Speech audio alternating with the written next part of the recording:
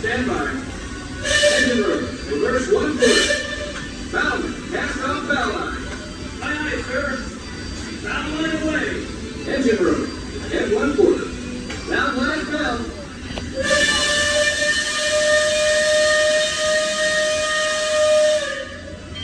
Give me a depth reading by the mark.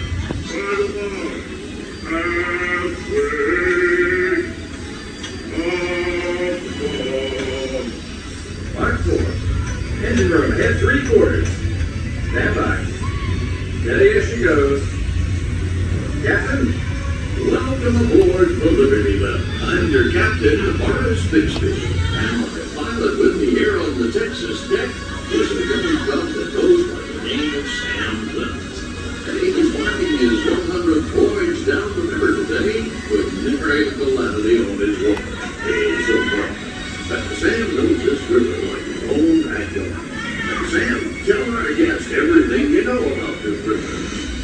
well now, I always figure it is better to keep your mouth shut and feel stupid than to open it and remove all doubt. But I will tell you this. I love this river more than anything else. I love this river even from the time I was a driver back in Missouri. Before we get too much further out of port, I think I should mention that you best not be sitting on those handrails. They're the only thing between you and the river, and the winds don't always stay tiny to everybody's guests. We've also had reports of river pirates operating in the vicinity, so I wouldn't lean out beyond those rails for that reason either. Now, for those of you on the port side, that river town we're passing is Frontierland. A few years back, it was no more than Boomtown carved out of the wilderness by a handful of settlers looking to start a new life. Today, this building is decorum for running rampant. Oh, we still have to share the footloose trappers, steel boaters, prospectors, and many or two, but mostly it's flush time and well on its way to become a fine big city. Frontierland reminds me some of my own hometown, Hannibal. It takes me back to when I was a barefoot boy growing up along the side of the riverbank. You know, it seems to me that when I was young, I could remember everything, whether it happened or not. But as I grow older, I seem to remember only the things that never happened at all. See that peak just beyond the outskirts of Frontierland? That's Chicken Hill, or at least it used to be. Danvers a few years back, and folks been calling it Splash Mountain ever since. Some have even taken a ride and followed out logs to those big falls. It's far-fetched, I know, but it's true. All my life, it seems I never could tell a lie that anybody would doubt, nor a truth that anybody would believe. But believe me when I tell you, truth is the most valuable thing we have. So I make sure I only use it for the company. That item over across the way on the starboard side was my stomping grounds when I was young. Exceedingly young. Marvelously young. Young by hundreds of years. Younger than I will ever be again. It's called Tom Sawyer's Island, and is named for a friend from my boyhood. Even today, the only way you can get there is by raft. Old man Harper's grain mill is there, back in the woods just off Town's Landing. And that's Buck Potter's pond and his windmill. We almost came up once, and there's Buck's Landing.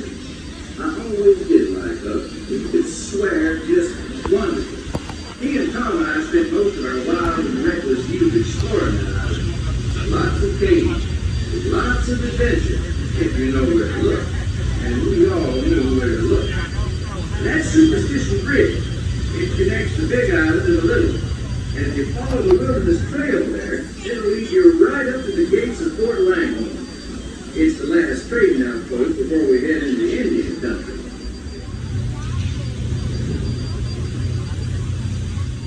But on to the port side deck. Every now and then, the water under that crest of rock comes to a natural boil and spurts out all over the place like a tea kettle left on the fire too long. The Indians around here used to tell me these guys that were actually unfriendly spirits, upset by uninvited trespassers traipsing all over their sacred hunting ground. Be that as it may, that big Thunder Mountain poking up in the sky over there.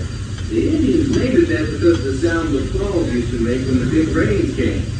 Then the miners and prospectors and get-rich-quick speculators showed up, and the name stuck because of the sound of blasting tops going off every few minutes.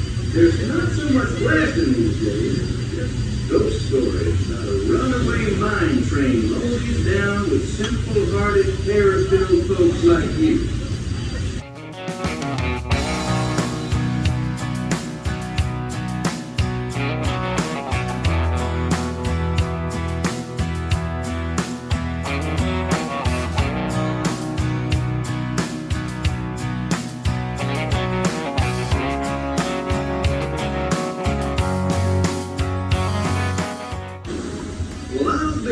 Look who's drifted out of the bayou. Off the port, Captain. It's Beacon Joe. Old Beacon's been marking this river for longer than I can remember. Every time the river cuts a new channel, Old Beacon puts out a marker to let us know whether it's safe to travel or not. However, Sam here has been bragging that if push came to shove, he can navigate the Liberty Belle on a heavy dew. Isn't that so, Sam? Well, I was born humble, Captain, but mostly it's worn off.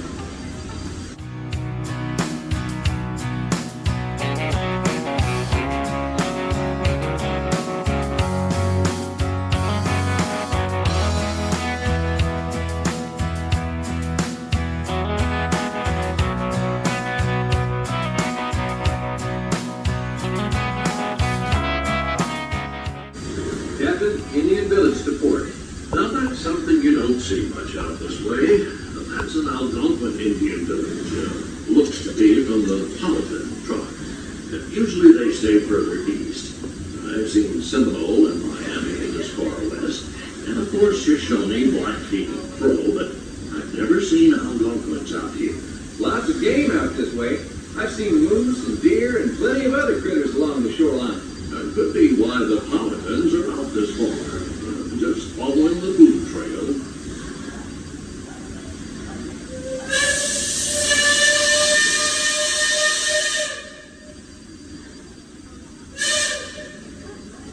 That other village off the port has been here a while. Most of the Indians along the river don't quite know what to make of our steamboat. They call it Pinole, which means fire canoe, because of the smoke and sparks pouring out of our topside.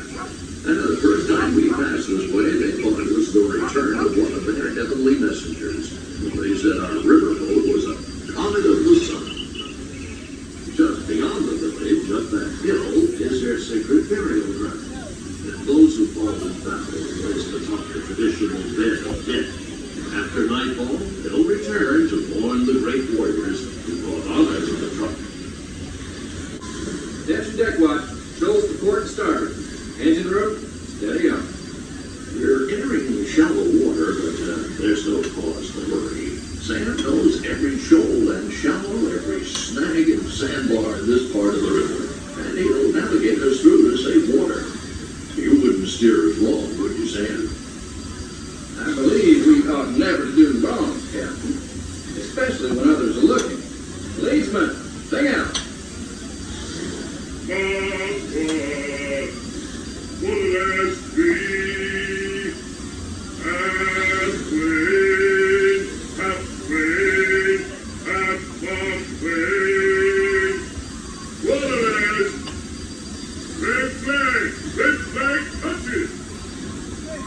Those of you that have been this way before know that the water can get fairly shallow along this stretch of the river. The leadsman will call out the depth. Each mark is a fathom or 6 feet. Mark clean is 2 fathoms, and for us that means safe water. Captain, we're passing Cutthroat Corner. Attention deck crew, stay alert. If there's river pirates out here, this is where they'll most likely be. Yeah, I can hear them from here. But from all the commotion, it sounds like their interests lie elsewhere.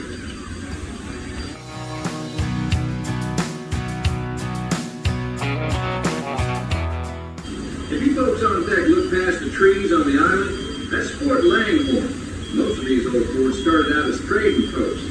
Then as settlers started heading west, the army came in and took them over.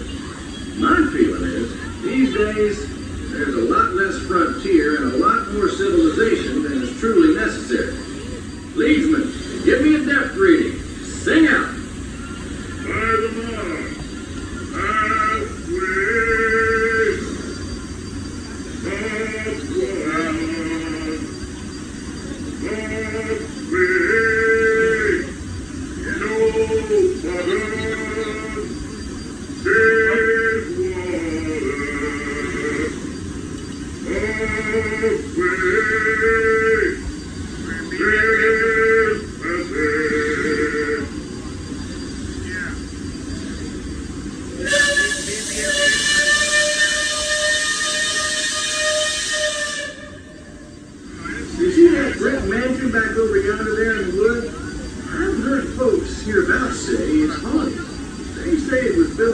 frequent Indian burial grounds, so now it's filled with spirits. If you ask me, I'd say the ones telling those tales are the ones filled with spirits. If you want proof, just ask them. They got it. About 100 proof, I reckon. And whatever you do, don't strike any matches if they aim to breathe in your direction. Or you won't just be seeing ghosts, you'll be joining them.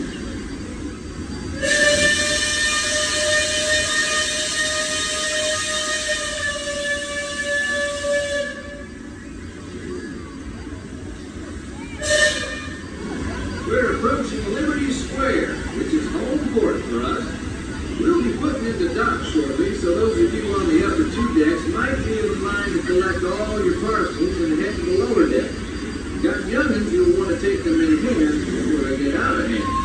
On behalf of the captain, myself, and the crew, thanks for flying the waterways with us, and I hope I see you next time round the river bend.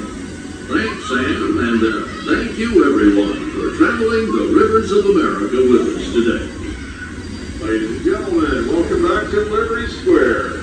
At this time, the captain requests that everyone please head down to the very bottom deck.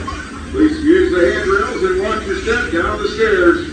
And take small tillers by the hand as you head all the way down to the very bottom deck closest to the water. That's where you'll be going ashore. We hope you enjoyed your trip aboard the Liberty Belle Riverboat. Be at 1 quart steam.